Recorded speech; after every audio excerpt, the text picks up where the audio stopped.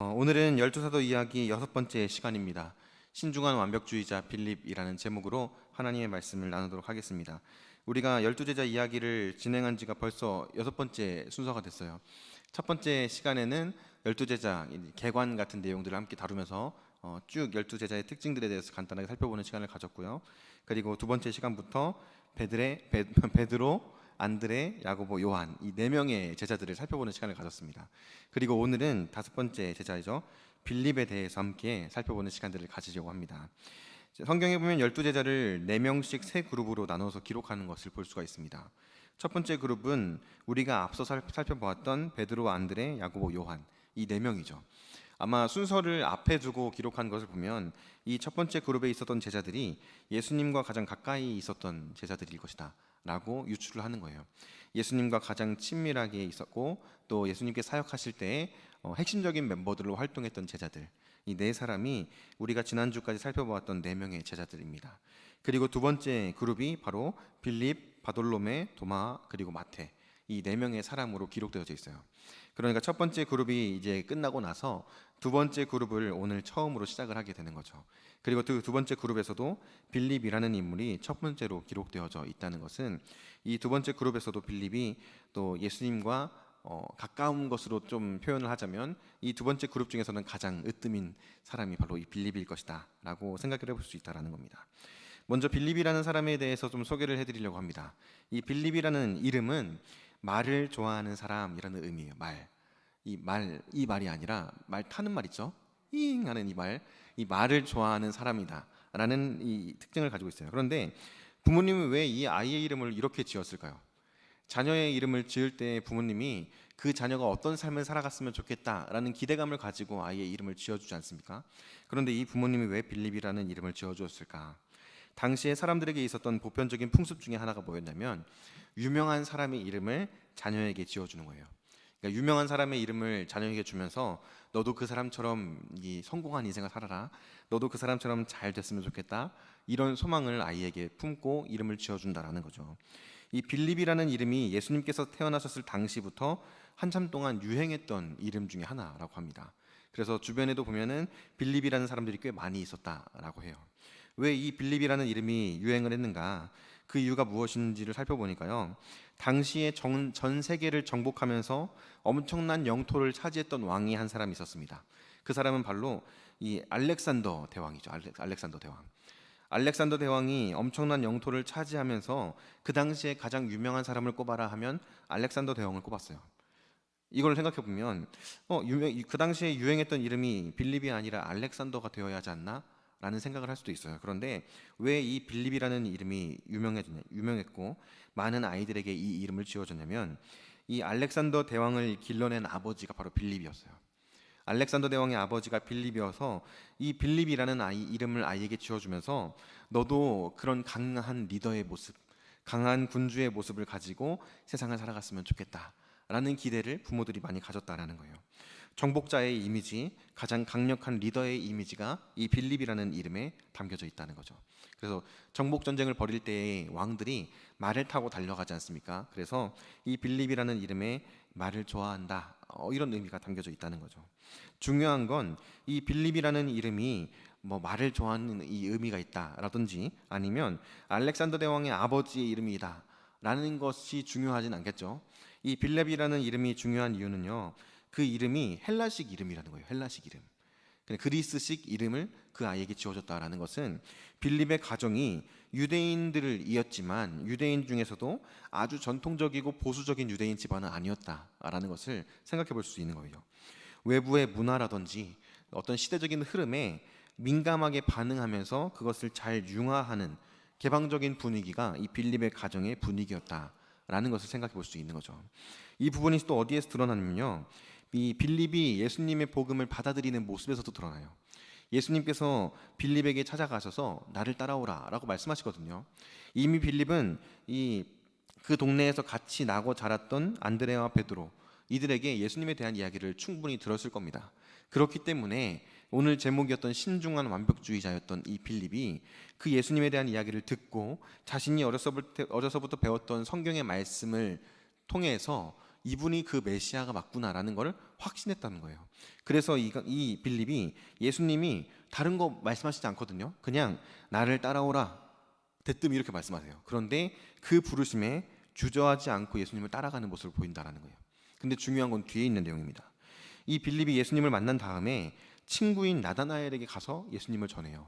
그런데 나다나엘은 어떤 인식을 가지고 있었냐면요, 나사렛에서 무슨 선한 것이 날 수 있느냐, 이 인식을 가지고 있었다는 거예요. 당시의 유대인들은, 전통적인 이 보수적인 유대인들에게는 나사렛에서는 선한 것이 날 수 없다라는 인식이 뿌리 깊게 박혀 있어요. 그런데 빌립은요, 이 나사렛에서 선한 것이 날 수 없다라는 이 인식을 가지지 않고 있었다는 거예요.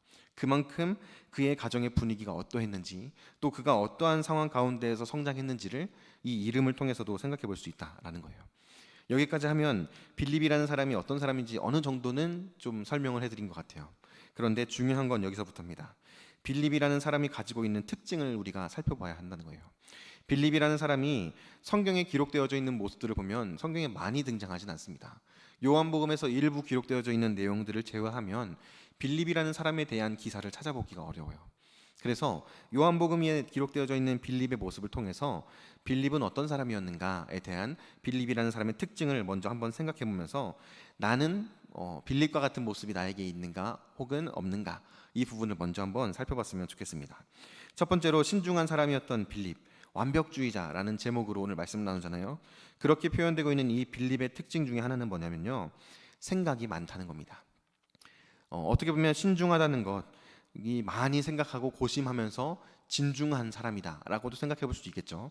그런데 이 빌립은 이 말 그대로 생각이 참 많은 사람이었다라는 거예요. 요한복음 12장 20절과 21절 말씀 같이 한번 읽어볼게요. 요한복음 12장 20절과 21절입니다. 우리 같이 한번 읽어볼게요. 시작. 명절에 예배하러 올라온 사람 중에 헬라인 몇이 있는데 그들이 갈릴리 베세다 사람 빌립에게 가서 청하여 이르되 선생이여 우리가 예수를 배웠고자 하나이다 하니. 22절은 이따가 보겠습니다. 21절까지 말씀을 보면요, 헬라인 몇 사람이 예수님을 만나러 찾아와요. 유대인의 명절이 가까워졌을 때 헬라인 몇 사람이 예수님에 대한 소식을 듣고 예수님을 만나고 싶어서 찾아옵니다. 그리고 빌립에게 찾아가요. 빌립에게 가서 이렇게 말하는 거죠. 우리 예수님 좀 만나게 해주세요. 그러면 예수님의 제자 중 한 사람이었던 이 빌립이 어떻게 해야 될까요? 예수님 만나고 싶습니까? 이리 오세요 해서 바로 안내할 수도 있단 말이에요. 이 대표적인 예로 베드로 같은 사람한테 누군가가 찾아가서 당신 예수님의 제자죠? 저 예수님 만나고 싶어요 하면 베드로가 어떻게 반응했을까요? 바로 그냥 데려가지 않았겠습니까? 예수님이요? 제가 가장 친합니다. 예수님이요? 제가 찾아가죠. 가죠 해서 바로 데려가서 예수님을 소개해드렸을 거예요. 그런데 빌립은요, 잠시만요 하고 멈춰요. 그리고 22절에 보니까 뭐라고 나와 있냐면요, 22절 함께 읽어보겠습니다. 시작. 빌립이 안드레에게 가서 말하고 안드레와 빌립이 예수께 가서 여쭈니 라고 말하는 거예요. 빌립이 사실 자기도 12명의 제자 중에 한 사람이란 말이에요. 예수님과 가까운 사람 중에 한 사람이에요. 그러면 예수님께 직접 데리고 갈 수도 있고, 이게 조금 그럴 것 같으면 예수님 혹시 지금 잠깐 시간 되시나요? 라고 묻고 데려갈 수도 있잖아요. 그런데 예수님에게 직접 가지도 않아요. 안드레에게 먼저 찾아가서 저 사람이 예수님 만나고 싶다는데 만나게 해줘도 될까요? 라고 얘기를 하고 서로 의논한 다음에 괜찮을 것 같아요 라고 결론을 내리고 그 다음에 이 사람을 예수님께로 데려간다는 거예요. 이 정도로 이 빌립이라는 사람은 생각이 굉장히 많은 사람이었다는 거예요. 어쩌면 베드로처럼 단순하게 그냥 오케이 하고 데려가서 예수님을 만나게 할 수도 있었는데, 이 빌립은 예수님이 불편하지 않으실까? 다른 사람들이 이렇게 생각하면 어떡하지? 이런 식으로 다양한 생각들을 하면서 그 결정을 내리는 것도 스스로 하기가 힘들 정도로 너무나 많은 생각을 하면서 살았던 게 이 빌립이라는 사람의 특징으로 성경에 드러나고 있다는 겁니다. 미국의 심리학자인 시에드 햄스테더 박사가 연구한 결과에 의하면 이런 결과가 있어요. 사람은 하루에 5만 가지에서 7만 가지의 생각을 한다는 거예요. 그러니까 잠깐 지나가는 생각까지 다 포함해서 약 5만 가지에서 7만 가지의 생각을 한다. 그런데요, 그 중에 80%가 부정적인 생각이라는 거예요. 80%가 부정적인 생각이고, 심지어 95% 오늘 내가 하는 생각은 어저께 했던 생각과 동일한 생각을 한다는 거죠. 그러니까 이 대부분의 생각을 하면은 생각이 꼬리를 물고 이어가다 보면은 결과적으로 인간은 부정적인 생각에 집중하고 반복하는 경향성이 있다라는 것이 이 셰드 햄스테더 박사가 연구한 결과에 나온 내용들입니다. 그러니까 생각이 많은 사람들, 우리 주변에도 보면 생각 참 많은 사람들 있죠. 뭔가 하나를 결정할 때도 생각 많이 하고 결정하고, 뭔가 하나 실천할 때에도 생각을 한참 동안 한 다음에 이 행함으로 옮기는 사람들, 이런 사람들을 보면요, 많은 경우에 좋은 생각이나 좋은 결과를 추론하고 유추하기보다 부정적인 생각을 하는 경우가 많아요. 이 부정적이라는 거는 말 그대로 내가 이거 할 수 있을까? 이런 거 하면은 나한테 어떤 도움이 있을까? 이런 걸 내가 하면 저 사람들이 나를 이상하게 보지 않을까? 뭐 이런 다양한 생각들 중에서도 부정적인 생각을 반복하는 모습들이 많이 있다라는 거죠. 사람들은 생각을 많이 하면 많이 할수록 계속해서 이 부정적인 생각으로 집중할 수밖에 없는 신체 구조, 이 정신 상태를 가지고 있다라는 것이 이 연구 결과에서 나오는 내용들이라는 거예요. 신앙생활을 하는 우리들의 삶 가운데에서 우리가 이 사실을 한번 생각해 봤으면 좋겠어요. 내가 신앙생활을 할 때에도, 또 내가 나의 믿음을 지키면서 살아갈 때에도 나는 혹시 너무 많은 생각을 하고 살아가진 않는가, 이 부분을 한번 생각해 봤으면 좋겠어요. 뭔가 하나 결정할 때에도 오늘 예배 갈까? 예배 가면은 너무 피곤하지 않을까? 금요영성 축제 나가면은 또 늦게 끝날 텐데, 집에 오면은 너무 늦을 텐데, 뭐 이런 생각들, 꼬리에 꼬리를 물고 부정적인 생각을 하면서 결국에 어떤 결론을 내려요? 오늘은 좀 쉬자. 이런 결론을 내리지 않습니까? 그래서 그게 하루가 되고 이틀이 되면 수요일에도 좀 늦게 끝날 것 같은데 오늘은 좀 쉴까? 이런 식으로 신앙생활 하면서 생각을 하면 할수록 우리가 부정적인 생각을 하는 경우들이 너무 많다라는 거예요. 그러니까 여기서 우리가 생각해 볼 수 있는 게 무엇입니까? 신앙생활 하는 것에 있어서, 특별히 믿음 생활에 있어서 우리는요, 단순해야 될 필요가 있어요. 어쩌면 제자들 중에서 베드로처럼 단순하게 그냥 예수님께로 나아가는 모습들이 우리들의 삶에 필요할지도 모른다라는 거예요.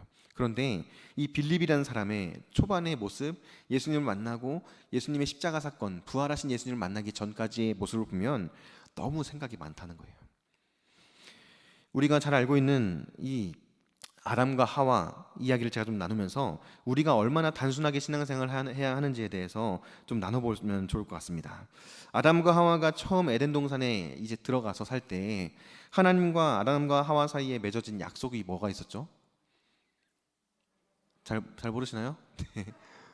선악을 알게 하는 나무의 열매는 먹지 마라, 이거였잖아요. 모든 것이 다 허용됐어요.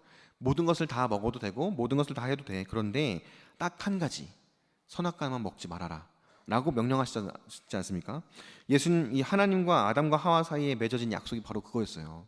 아담과 하와가 하나님 앞에서 온전한 믿음을 가지고 살아가는 데 있어서 그들이 지켜야 되는 게 뭐였습니까? 단 한 가지, 선악과를 먹지 않는 것. 그거 단 한 가지만 지키면 되는 게 그들의 신앙생활이었어요. 신앙생활은 복잡하게 생각할 것 없이 그 한 가지를 지키는 게 신앙생활이에요. 하나님과 나 사이에 맺어진 약속을 지키는 것, 하나님과 나 사이에 맺어진 그 약속, 선악과를 먹지 말라는 그 약속을 지키는 것이 아담과 하와의 신앙생활에 있어서 주어진 유일한 약속이었단 말이에요.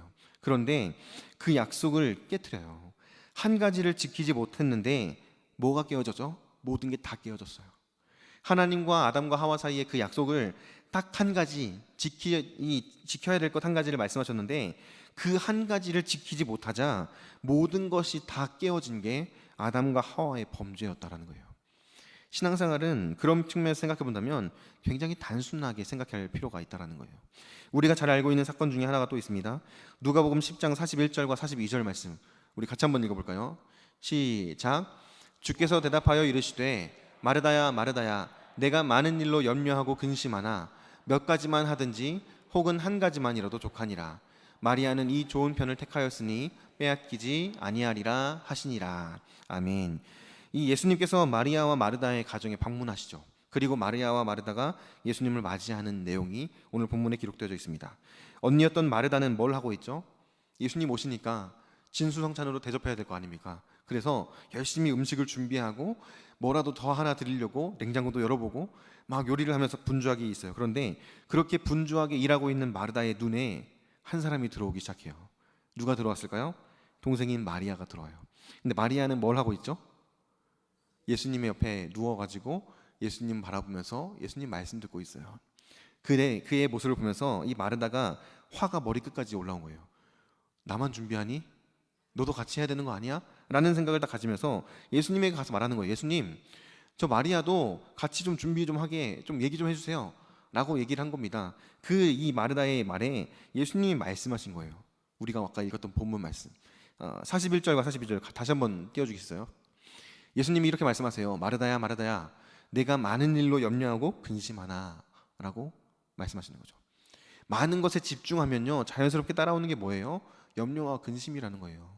너무 많은 것에 집중해서 이것도 필요한 것 같고 저것도 필요한 것 같고 이것도 해야 될 것 같고 저것도 해야 될 것 같고, 이렇게 많은 것에 집중하기 시작하면 우리는 그 모든 것을 감당할 수 있는 능력이 없어요.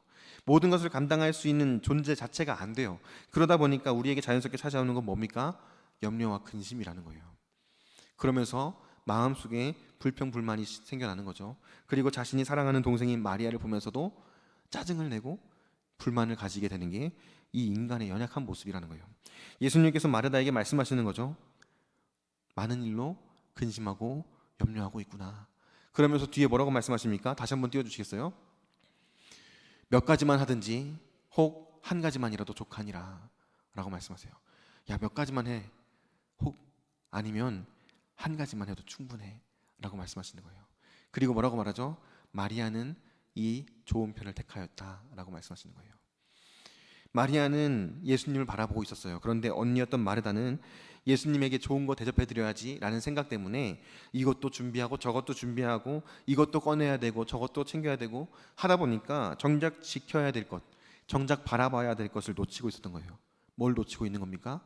예수님을 바라보는 것, 예수님의 말씀을 듣는 것을 놓치고 있었다라는 거예요.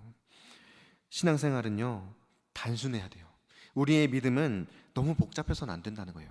너무 많은 생각을 하고 이것도 필요할 것 같고 저것도 필요할 것 같고 그런 건 우리의 마음에 염려와 근심만을 더해줄 뿐이다 라는 것을 우리는 성경을 통해서 확인해 볼 수 있다는 거죠. 빌립의 신앙생활이 어쩌면 그랬을지도 모른다는 거예요. 너무 많은 생각을 하고 있으니까 이것도 해야 될 것 같고 저것도 신경 써야 될 것 같고 저 사람들도 챙겨야 될 것 같고, 그러다 보니까 중요한 것을 놓칠 때가 생겨날 수도 있는 것이 너무 많은 생각을 가지고 신앙생활하는 사람들의 이 특징 중에 하나라는 겁니다. 사도 바울이 이렇게 이야기했습니다. 빌립보서 3장 7절에서 8절 말씀입니다. 우리 같이 한번 읽어볼까요? 시작. 그러나 무엇이든지 내게 유익하던 것을 내가 그리스도를 위하여 다 해로 여길 뿐더러 또한 모든 것을 해로 여김은 내 주 그리스도 예수를 아는 지식이 가장 고상하기 때문이라. 내가 그를 위하여 모든 것을 잃어버리고 배설물로 여김은 그리스도를 얻고. 아멘. 사도 바울이 고백하는 내용을 보면요, 앞에 한 가지와 또 한 가지가 대조적으로 등장을 해요. 이 한 가지는 뭡니까? 모든 것, 내가 전에 유익하게 여기던 모든 것들, 내가 전에 붙잡고 살아가던 모든 것들을 말하는 거고, 또 한 가지는 뭐예요? 예수 그리스도를 아는 지식, 이것을 대조해서 이야기하는 거예요. 그런데 사도 바울이 뭐라고 고백합니까? 맨 밑에 보면요, 이 모든 것을 뭐처럼 여긴대요? 배설물로 여긴대요. 배설물이 뭐죠? 똥. 똥이죠, 똥. 사도 바울이 모든 것을 다 똥처럼 여긴다는 거예요. 여러분들 똥을 보면서 막 이거 간직해야 되는데 뭐 이거 너무 귀한데 이러신 분 계십니까? 제가 이제 저희 아기가 집으로 왔어요. 그래서 집에 와가지고 막 2시간에 한 번씩 먹고 싸고 자고 하지 않습니까, 애기들이? 그래가지고 막 기저귀도 막 갈아보고 하고 있는데 애기가 응가를 한 거예요. 그래서 딱 보면서 처음 들었던 생각이 건강하게 잘 쌌네 이런 생각이 드는 거예요. 막 색깔도 예쁘고 황금색이고 막 이러면서 막 괜히 혼자서 흐뭇해하고 막 좋아하고 이런단 말이에요. 그런데 제가 갑자기 그거를 가져다가 야, 이거 너무 귀한 거니까 간직해야지 하고 이렇게 하겠습니까? 아기가 이 응가를 해가지고 그게 너무 귀여워 보이고 이뻐 보여요. 그런데 똥은 똥이죠. 잠깐 보고 건강하게 잘 쌌구나 하고 깨끗하게 닦아준 다음에 이걸 싸서 어디다 버리죠? 휴지통에 버려요. 근데 우리가 세상을 살아가면서 마치 어떨 때는 이렇다는 거예요. 배설물로 여겨야 될 것들을 붙잡고 있다는 거예요. 물 내려서 빨리 흘려보내야 되는데 계속 보면서 이거 아까운데, 이거 보내면 안 될 것 같은데, 이러고 있는 게 우리들의 모습이라는 거예요. 사도 바울이 뭐라고 이야기합니까? 다 배설물로 여겼다는 거예요. 내가 예전에 중요하게 여겼던 것들 예수 그리스도 안에서 바라보니까 그게 뭐예요? 배설물이라는 거예요. 내 영혼에 아무 유익이 되지 않더라. 내가 신앙생활하면서 보니까 그것들 정말 아무것도 아니고 중요하지도 않더라. 중요한 것은 몇 가지입니까? 한 가지. 오직 한 가지, 예수 그리스도밖에 없다라고 사도 바울이 고백하고 있다라는 거예요. 우리의 신앙생활이 이래야 된다는 거예요. 나의 믿음이 이래야 된다는 겁니다. 중요하게 여기는 것이 너무 많아요. 우리가 세상을 살아가면서 중요하게 여기는 것들이 너무 많아요. 이것도 중요하고 저것도 중요해요. 교회 안에서 신앙생활 할 때에도 이것도 필요할 것 같고 저것도 필요할 것 같고, 그리고 목장 안에서 교제할 때에도 이것도 해야 될 것 같고 저것도 해야 될 것 같고, 이 모든 것을 다 필요 없다라고 감히 얘기할 수 있는 이유는 뭡니까? 가장 중요한 것은 단 한 가지이기 때문에. 우리가 신앙생활하면서 붙들어야 될 가장 중요한 것은 단 한 가지밖에 없다는 거예요. 예수 그리스도. 예수 그리스도의 복음, 예수 그리스도의 사랑과 은혜. 그것에 우리가 집중하게도 우리에게 주어진 시간이 너무나 부족하다라는 거예요. 그런데 생각이 너무 많으면 다 중요하게 여겨지게 돼요. 그래서 어느 것 하나도 놓치지 못하는 모습으로 어중간한 신앙생활을 하면서 살아갈 수밖에 없다라는 거예요. 성경에서 말하는 것을 기억하시기 바랍니다. 성경에서 이야기하는 것은 뭡니까? 중요한 건 단 한 가지라는 것. 우리가 붙들어야 될 것은 단 한 가지밖에 없다는 것. 이 사실을 기억하고 그것만을 붙들며 나아가는 저와 여러분들 될 수 있기를 주님의 이름으로 축복합니다. 신중한 사람이었고 완벽주의자였던 빌립의 특징 중에 두 번째 특징은 뭐냐면요, 그 사람은요, 이 빌립이라는 사람은 현실적이고 계산적이었다는 거예요. 현실적이고 계산적이었어요. 우리가 잘 아는 오병이어 사건 있죠. 요한복음 6장 5절부터 7절 말씀 우리 같이 한번 읽어보도록 하겠습니다. 요한복음 6장 5절과 7절 말씀입니다. 시작. 예수께서 눈을 들어 큰 무리가 자기에게로 오는 것을 보시고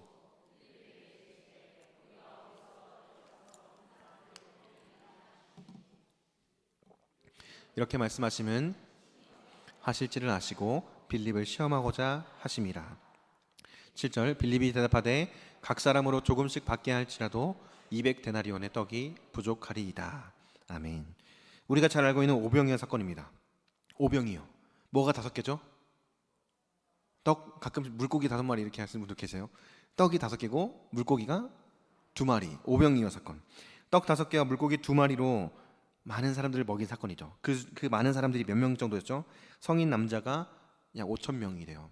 그러면은 아이나 여자들을 다 포함하면 약 10,000명은 넘을 것이다 라고 추정을 합니다. 10,000명이 넘는 사람들이 몰려오기 시작하는 거예요. 예수님이 계시는데 예수님의 말씀을 듣고 싶어서 이 예수님에게로 나아오는 사람들이 어마어마하게 많았다는 거예요. 다 셀 수조차 없을 정도로 많은 사람들이 몰려오기 시작합니다. 그때 예수님이 이 빌립에게 질문하시는 거예요. 우리 5절 말씀 다시 한번 띄워주시겠어요? 요한복음 6장 5절 말씀 다시 한번 읽어볼까요? 예수께서 눈을 들어 큰 무리가 자기에게로 오는 것을 보시고 빌립에게 이르시되 우리가 어디서 떡을 사서 이 사람들을 먹이겠느냐 하시니. 예수님이 갑자기 많은 사람들이 구름대처럼 몰려오는 것을 보시면서 빌립에게 물어보시는 거예요.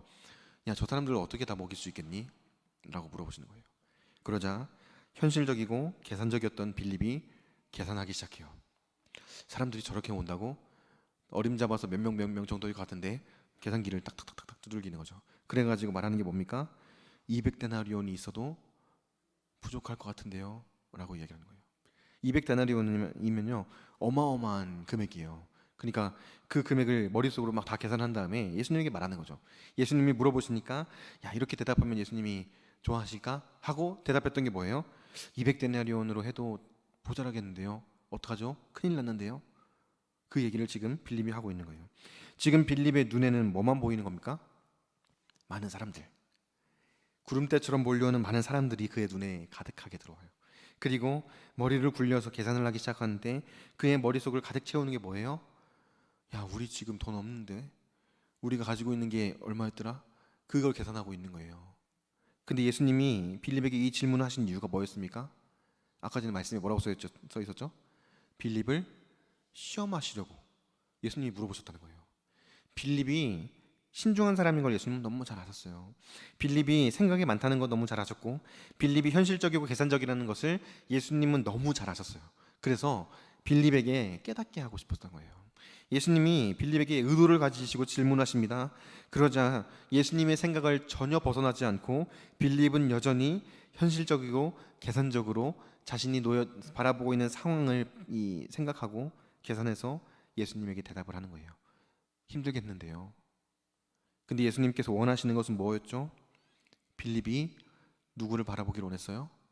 예수님 바라보기를 원했던 거예요. 빌립에게 있는 믿음을 시험하신 겁니다. 빌립이 과연 예수님에 대한 믿음이 어떠한가? 이것을 시험하시고자 빌립에게 물어보신 거였던 거예요. 사람들로 인해서 그의 시선이 가득 차서 예수님을 담을 수가 없었어요. 머릿속에는 재정적인 것들이 들어와서 계산을 하느라고 예수님을 담을 수가 없었어요.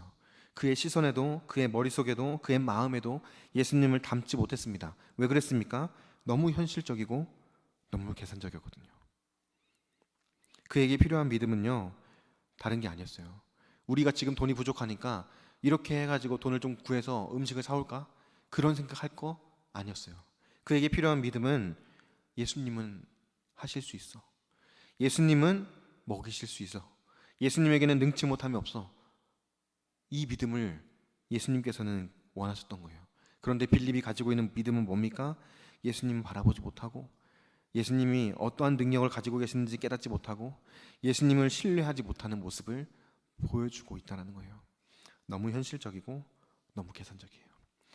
우리가 신앙생활 할 때 빌립과 같은 모습이 드러날 때가 있지 않습니까? 너무 현실적으로 내가 처한 상황들을 바라봐요. 너무 계산적으로 내가 해결해야 될 문제들을 바라봐요. 교회에 나와서 예배를 드릴 때나 기도할 때나 찬양할 때에는요, 하나님이 나의 산성이라고 고백해요. 하나님이 나의 피난처 되신다라고 고백합니다. 하나님을 의지하면 하나님이 나를 인도해 주실 것이라고 고백해요. 여호와의 날개 그늘 아래에 피하면 주님이 나를 보호해 주실 것이라고 담대하게 고백해요. 그런데 그 고백은 교회 안에서만 한정되어 있는 고백이라는 거예요. 신앙생활하면서 세상 가운데에서, 분주한 현실 가운데에서 내 힘으로는 해결할 수 없는 여러 가지 어려움들 앞에서 우리는 어떻습니까? 하나님 바라봅니까? 예수님의 능력을 기대합니까? 나를 통해서 역사하실 하나님을 신뢰하고 있습니까? 많은 경우에 어떻죠? 이거 어떻게 해야 되지? 내가 지금 적금 들고 있는 것, 내가 가지고 있는 예금 통장, 내가 지금 투자하고 있는 것들, 이걸 어떻게 해야 되지? 그렇게 먼저 계산하고 있는 모습이 우리들의 모습 아닙니까? 내 힘으로는 이거 힘들 것 같은데 어떻게 하지? 고민하고 염려하는 게 우리들의 연약함 가운데서 드러나는 모습이라는 거예요. 성경은 뭐라고 이야기합니까? 예수를 바라보라고 얘기해요. 성경은 무엇을 가르쳐 줍니까? 예수님이 우리의 삶의 유일한 피난처라고 이야기해 주고 있는 거예요. 히브리서 12장 1절부터 2절 말씀 함께 같이 보겠습니다. 히브리서 12장 1절 말씀, 2절 말씀 같이 읽어보겠습니다. 시작. 이러므로 우리에게 구름같이 둘러싼 허다한 증인들이 있으니 모든 무거운 것과 얽매이기 쉬운 죄를 벗어버리고 인내로써 우리 앞에 당한 경주를 하며 믿음의 주요 또 온전하게 하시는 이인 예수를 바라보자. 그는 그 앞에 있는 기쁨을 위하여 십자가를 참으사 부끄러움을 개의치 아니하시더니 하나님 보좌 우편에 앉으셨느니라. 아멘. 1절 말씀 한번 다시 한번 띄워주겠어요? 1절 말씀. 1절에 보니까요, 이렇게 고백합니다. 모든 무거운 것과 얽매이기 쉬운 죄를 벗어버리자. 다른 거 다 내려놓고 벗어버리자라고 이야기하는 거예요. 모든 무거운 것을 내려놓아야 되는데, 경주를 하려면, 달려가려면 모든 무거운 거 다 내려놓고 훌훌 털고 달려가야 되는데, 우리 어때요? 경주를 해야 되는데, 믿음의 경주를 해야 되는데, 야, 달려가다 보면은 이것도 필요할 거야. 가방 챙기고. 달려가다 보면은 이 마실 것도 필요해. 물 챙기고. 야, 이온 음료도 빼먹었다. 야, 포카리 스웨트 챙기고. 이것도 챙기고 저것도 챙기고, 비 오면은 이거 써야 되니까 우비도 챙기고, 막 그러면서 다양한 것들을 챙기고 준비를 한 다음에, 야, 경주할 준비 완료. 이러고 있는 게 우리들이라는 거예요. 근데 예수님 뭐라고 말씀하시는 거예요?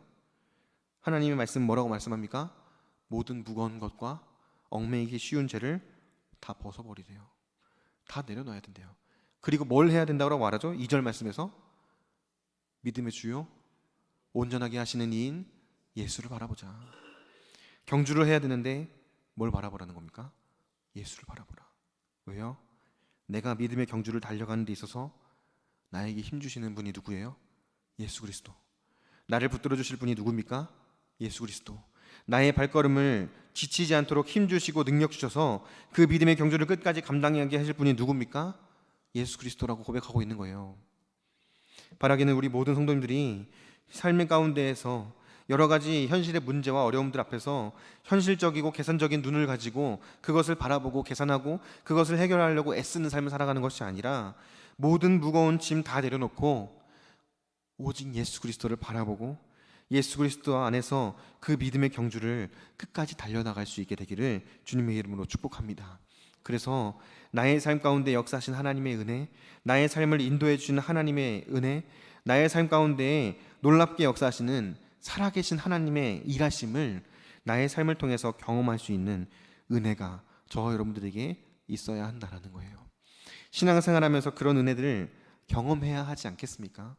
내가 예수를 믿는다라고 말하고 교회를 오랜 세월 다니면서 나 정말 하나님을 사랑하고 하나님 예배하는 것을 기뻐한다라고 말하는데 나의 삶 가운데 예배의 자리를 떠나서 삶 가운데에 들어갔을 때 나의 삶에 역사하시는 하나님을 경험하지 못한다면 그것만큼 비극이 어디 있겠습니까? 나의 삶 가운데 역사하시는 하나님을 날마다 경험하는 거예요. 예수를 바라보면서 나의 삶 가운데에 그 따뜻한 손길을 내밀어 주시는 하나님을 경험하고 내가 힘들고 지쳐서 낭망하고 넘어져 있을 때 나를 위로해 주시고 나를 품어주시는 하나님의 따뜻한 품도 경험하고 그렇게 날마다 하나님을 경험하고 동행하는 삶을 살아가는 것이 우리들의 삶이 되어야 하지 않겠느냐 하는 겁니다. 빌립이라는 사람의 특징을 살펴보면서 우리가 이런 내용들을 함께 살펴봐요. 빌립의 모습이 나의 삶 가운데 드러나고 있지는 않은가? 빌립과 같은 모습으로 이것저것 다 신경 쓰고 이것저것 다 챙기면서 그렇게 신앙생활을 하고 있는 게 나의 모습은 아닌가? 그 부분들을 오늘 말씀 앞에서 그리고 기도하는 시간 가운데 다시 한번 돌아보고 점검해 보면서 하나님 앞에 모든 것을 다 내려놓을 수 있는 저와 여러분들 될 수 있기를 바랍니다. 빌립의 말년에 대해서 성경에서는 기록하고 있지 않기 때문에 우리가 성경을 통해서 빌립이라는 사람이 어떤 삶을 살았는지 다 알아볼 수는 없습니다. 그런데 전승에 의하면 이 유대인들의 전승 그리고 기독교의 역사의 내용들에 의하면요, 이 빌립이라는 사람이 처음에는 이렇게 생각이 많고 현실적이고 계산적인 모습을 보였어요. 그런데 후에 예수님의 부활하심을 경험합니다. 부활하신 예수 그리스도를 만나고 성령의 역사를 경험하고 그 다음부터 어떤 삶을 살아가는지 아십니까? 그가 복음 전하는 삶을 살아가기 시작해요. 생각하지 않고 여러 가지 생각하지 않고 담대하게 그리스도의 부활하심을 증언하는 삶을 살기 시작해요. 현실적인 문제와 여러 가지 어려움들 앞에서 현실적으로 생각하고 계산하면서 행동하는 게 아니라 하나님을 온전히 바라보고 의지하면서 맡겨주신 사명을 감당하기 시작합니다. 그가 사역했던 주 무대는 어디였냐면 오늘날의 터키 지역이에요. 성경에 보면 소아시아라고도 기록되어져 있는데 오늘날 터키 지역, 우리가 잘 알고 있는 라우디게아 그리고 골로새 교회가 있는 그 지역에서 주로 활동을 했습니다. 그리고 히에라폴리스라고 하는 지역에서 사역을 했어요. 그러니까 이 지역들을 이렇게 연결해 보면 삼각형으로 연결이 된대요. 그래서 이 지역에서 주로 활동을 했는데 거기에서 복음을 전하고 교회를 세우고 섬기고 이런 삶을 살다가 갈라디아 지역까지 진출을 해요. 갈라디아 지역에 가서 또 복음 전하면서 예수 그리스도를 증언하기 시작해요. 그러다가 다시 그가 사역했던 라오디게아, 골로새, 이 히에라폴리스 지역으로 돌아왔어요. 그런데 이때 돌아와서 복음을 전하는 삶을 살다가 붙잡히게 됩니다. 그리고 십자가를 지고 히에라폴리스 언덕으로 올라가요. 그리고 그 언덕 위에서 순교하게 됩니다.